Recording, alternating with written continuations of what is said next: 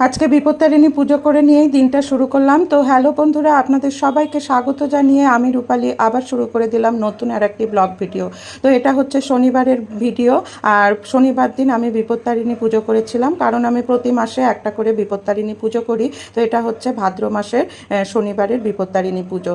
তো এই যে আমার বিপত্তারিণী পুজোর সাথে সাথে সব ঠাকুরের পুজোই হয়ে গেল।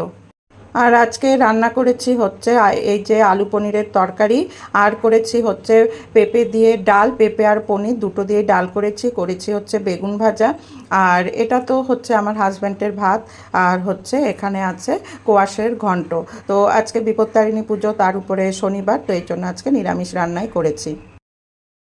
তারপর খাওয়া দাওয়া সেরে আজকে গিয়েছিলাম, মানে বিকালবেলার দিকে একটু মার্কেটে গিয়েছিলাম, কারণ পুজো তো সামনে। তো আমি আর হাজব্যান্ডই মার্কেটে গিয়েছিলাম টুকটাক একটু জিনিস কিনতে। আর হচ্ছে এই তো সামনেই বিশ্বকর্মা পূজা 17 তারিখে, তো চারিদিকে দেখলাম বিশ্বকর্মা ঠাকুর বিক্রি হচ্ছে। আর হচ্ছে বাজারে তো প্রচণ্ড ভিড়, পুজোর বাজার একেবারে সেইভাবে জমে উঠেছে। আর এটা হচ্ছে বিধান মার্কেট। তো আজকের ভিডিওতে একটু আমাদের শিলিগুড়ির মার্কেটগুলোও দেখালাম, আপনাদের সাথে শেয়ার করলাম। আর তারপরে আমরা ঢুকেছি হচ্ছে হংকং মার্কেটে। আমাদের এখানকার এটা নামকরা মার্কেট। তো বাইরের থেকে সমস্ত লোকজন আসলেই এই মার্কেটে আসে। আর এই মার্কেটে হচ্ছে নানা ধরনের ভ্যারাইটি জিনিস পাওয়া যায় এবং বেশ কম দামেই পাওয়া যায়। দামটা একটু করে নিতে লাগে, বার্গেনিং করতে লাগে। আর এই যে তারপরে আমরা একটা দোকানে ঢুকেছি, দোকানে ঢুকে একটু ছেলের প্যান্ট কিনলাম।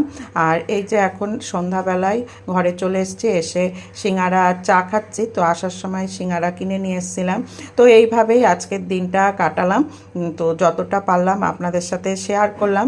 যেহেতু আমি লাইফস্টাইল ভিডিও বানাই, তো সেই কারণেই আমার গোটা দিনের কাজকর্ম আমি সমস্ত কিছুই তুলে ধরার চেষ্টা করি ভিডিওর মাধ্যমে। তো বন্ধুরা, আমার এই ভিডিওটা যদি ভালো লেগে থাকে তো অবশ্যই লাইক করবেন, কমেন্ট করে জানাবেন কেমন লাগলো। আর হচ্ছে যদি পারেন তো শেয়ার করবেন। আর যারা এখনও পর্যন্ত ফলো করেননি, আমাকে ফলো করে আমার পাশে থাকবেন। ধন্যবাদ।